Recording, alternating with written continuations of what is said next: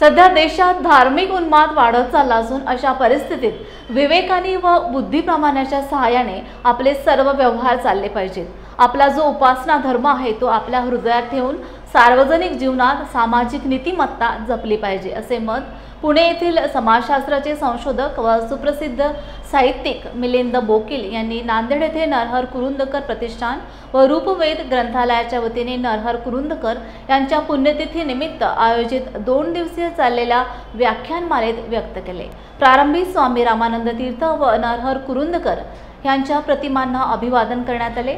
व्याख्यानाचा लाभ घेण्यासाठी साहित्य क्षेत्रातील नामवंत आणि नागरिक मोठ्या संख्येने उपस्थित होते। किंवा समजून आपण विकसितच केलेली नाही। जर तुमच्यापैकी कोणालाही विचारलं की आपले जे आमदार असतात त्यांचं आमदाराचं कार्य काय, तुमच्या मनात काय विचार आला? बहुतांश लोकांच्या मनात हा विचार येतो की मतदारसंघ, ज्याला आपली त्रिस्तरीय पंचायत राज्य व्यवस्था म्हणतो, जिच्यात ग्रामपंचायत, पंचायत समिती आणि जिल्हा परिषद ही जी आपण बनवलेली आहे तिच्या अंतर्गत हे सगळे मतदारसंघ येत असतात आणि त्यांचा विकास करण्याची एक वेगळी पद्धत आपण ऑलरेडी बनवून ठेवलेली आहे। त्यामुळे हे जे लोकप्रतिनिधी आहेत, आमदार, त्यांचा मतदारसंघाच्या विकासाशी काहीही संबंध राज्यघटनेच्या सूत्रांप्रमाणे तरी नाही। परंतु प्रत्येकाला असंच वाटतं की मी आणि माझा मतदारसंघ, मला जे काही करायचं ते मतदारसंघाकरता करायचंय, असं त्याच्यामध्ये अजिबात नाही।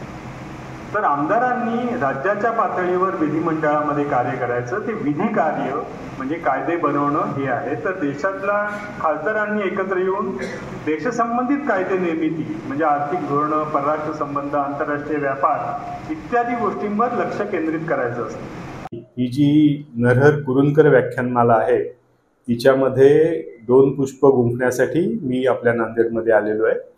तर आज पहिल्या दिवशी जी नरहर कुरुंदकरांची पुण्यतिथी आहे त्याच्यामध्ये मी लोकशाहीतून स्वराज्याकडे या विषयावर बोलणार आहे।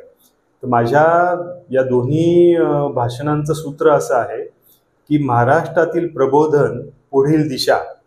महाराष्ट्रामध्ये प्रबोधनाची जी मोठी परंपरा आहे ज्याच्यामध्ये नरहर कुरुंदकर फार अग्रणी होते, तर त्या परंपरेच्या पुढील दिशा कोणत्या दिसत आहेत हे माझ्या भाषणाचं सूत्र आहे। तर या आज पहिल्या दिवशी त्यातला जो राजकीय भाग आहे म्हणजे लोकशाहीकडून स्वराज्याकडे हा मी घेणार आहे आणि उद्या म्हणजे 11 फेब्रुवारी रोजी त्याचा जो सामाजिक भाग आहे की ज्याच्यामध्ये विवेकवाद, बुद्धिप्रामाण्य आपण कशा रीतीने ते आणणार आणि शेवटी अंतिमतः सार्वजनिक जीवनामध्ये धम्माची उपासना कशी केली पाहिजे हे माझं उद्याच्या भाषणाचं स्वरूप असणार आहे। संदेश मी असं देणार आहे की पहिल्यांदा तर जी लोकशाही आपण म्हणतो तेवढी आपल्याला पुरेशी पडणार नाही। नुसती जी प्रातिनिधिक लोकशाही आहे की जिच्यामध्ये आपण मतदान करतो आणि मग 5 वर्ष स्वस्थ बसतो तेवढी पुरेशी पडणार नाही।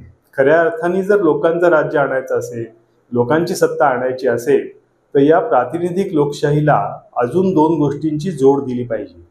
एक म्हणजे मतदान करणं, सरकार निवडून देणं हे तर आवश्यक आहेच, परंतु त्या सरकारवर आपला अधिकार कुठल्या कुठल्या मार्गाने आपण करू शकतो हे एक बघावं लागेल।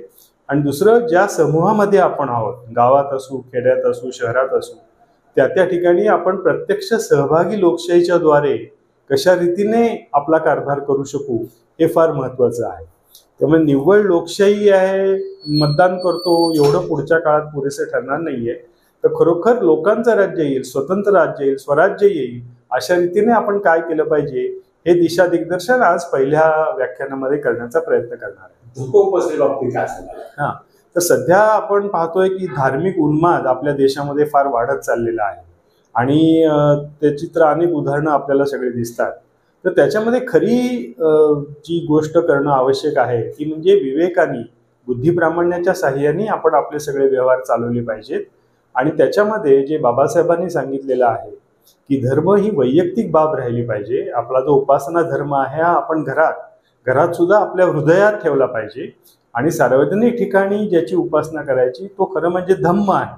धम्म म्हणजे आपल्या सगळ्यांना माहिती आहे की एक तऱ्हेची सामाजिक नीतिमत्ता, दुसऱ्याशी आपण कसं वागायचं, दुसऱ्या माणसाचं अहित करायचं नाही, सौजन्याने राहायचं, हिंसा करायची नाही, हे जे सगळे धम्माचे वैशिष्ट्ये आहेत ती वैशिष्ट्ये आपण कशी आपल्या सामाजिक जीवनात आणली पाहिजे आणि तशी ती आणली तरच पुढचं घरातलं प्रबोधन आपण चांगल्या रीतीने करू शकू. हा उद्याच्या भाषणाचा विषय आहे.